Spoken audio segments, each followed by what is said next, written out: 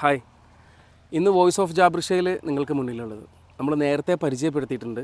Meenangadi police സ്റ്റേഷനിലെ senior civil police ഓഫീസറായ രജി സാറിനെയാണ്. സാറിൻ്റെ പാട്ടുകൾ കേട്ടിട്ട് നമുക്ക് തിരിച്ചു വരാം. ഉണ്ണിക്കിടാവിന്നു നൽകാൻ അമ്മ നെഞ്ചിൽ പാലാഴിയേന്തി, ആയിരം കൈനീട്ടി നിന്നു സൂര്യതാപമായി താതന്റെ ശോകം. വിട ചൊല്ലവേ നിമിഷങ്ങളിൽ ജലരേഖകൾ വീടലിഞ്ഞു. കനിവേകുമീ വെൺമേഘവും മഴനീർക്കിനാവായി മറഞ്ഞു. ദൂരെ പുള്ളൂർക്കുടം കീണുറങ്ങി. കണ്ണീർ പൂവിൻ്റെ കവിളിൽ തലോടി ഈണം മുഴങ്ങും പഴമ്പാട്ടിൽ മുങ്ങി. മറുവാക്കു കേൾക്കാൻ കാത്തു നിൽക്കാതെ പൂത്തുമ്പി എന്തേ മറഞ്ഞു. എൻ്റെ പുള്ളൂർക്കുടം പോലെ തേങ്ങി. വായ്മൊഴിയും എന്തൻ തായ്മൊഴിയും என்று வசப்படவில்லையடி. വയற்றுക്കും തൊണ്ടയ്ക്കും ഉരുവമില്ല ഒരു ഉരുണ്ടയും ഉരുളുതടി. കാത്തിരുന്നാൽ എതിർപ്പാർത്തിരുന്നാൽ ഒരു നിമിഷവും வருஷமடி. கண்களெல்லாம் என்னை பார்ப்பது போல் ஒரு கலக்கமும் தோன்றுதடி.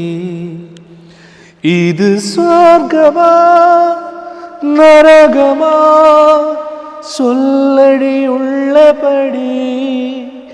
நான் வாழ்வதும் விதை கொண்டு போவதும் உன் வார்த்தையில் உள்ளதடி.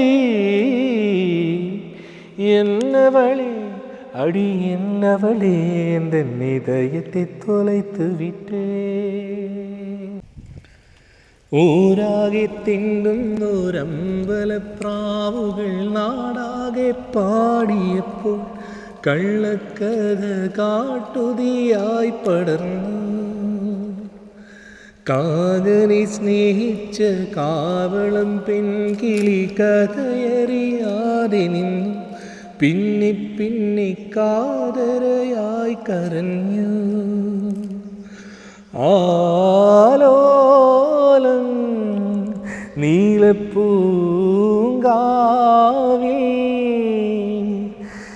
നീനിൻ പുള്ളിത്തൂവൽ ചിക്കിച്ചിഞ്ചില്ലം പുഞ്ചിരിച്ചു.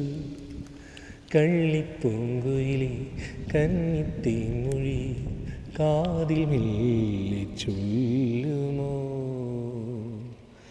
കാവതി കാക്കരൻ കൂട്ടിൽ മുട്ടയിട്ടൊരു നാൾ കാനനം നീളി നീ പാറിപ്പറന്നൊരു കള്ളം പറഞ്ഞതെന്തേ. കള്ളിപ്പൂങ്കുയിലേ കന്നിത്തേൻമൊഴി കാതിൽ മെല്ലെ ചൊല്ലുമോ.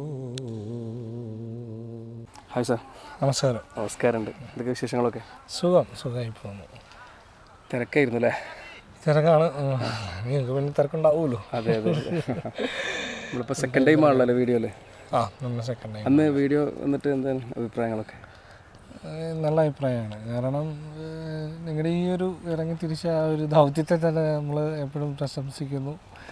നല്ലൊരു കാര്യം. കാരണം നമ്മൾ അറിയപ്പെടാത്ത ഒരുപാട് കലാകാരന്മാരുണ്ട്, നമ്മളെ തൊട്ടടുത്ത് നിൽക്കുന്ന ആൾക്കാർ വരെയുണ്ട്. അവരെയൊക്കെ തേടി പിടിച്ച് പോയി പിന്നെ നിങ്ങളവരുടെ ഇതേപോലെ ഇപ്പം ചെയ്ത പോലെ നമ്മൾ റീൽസാക്കി ആൾക്കാരുടെ മുമ്പിലേക്ക് എത്തിക്കുക എന്ന് പറയുന്നത് വലിയൊരു കാര്യമാണ്.